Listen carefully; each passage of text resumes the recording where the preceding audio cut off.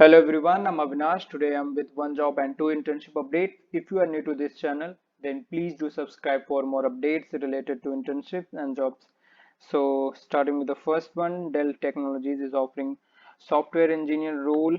Okay, location is in Bangalore, and these are the essential requirements. That is entry level position requiring basic knowledge of programming languages, operating system and database, debugging skills, good understanding of hardware and software interaction, first hand experience with server.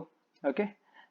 Desirable requirements is that first hand experience gathered during an internship, student jobs or related professional role. So go and apply. Link will be in the description. And the first internship update is from Neustar for software engineer intern. Okay. And these are the duties you have to do, and these are the qualification required.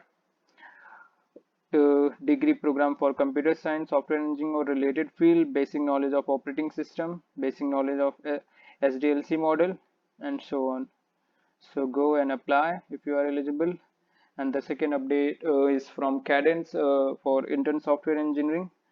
In It's a 11-month long internship full time, and these are the required skills that you must have to apply.